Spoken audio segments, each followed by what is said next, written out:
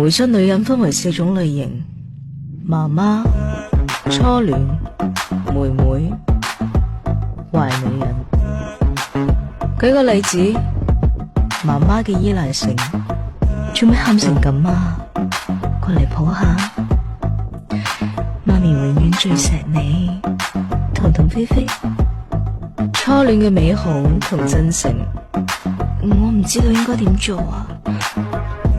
不過我願意同你一齊嘗試。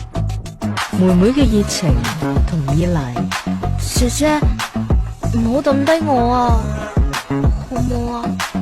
壞女人嘅欲擒故縱，望乜春啊？覺得我好好睇？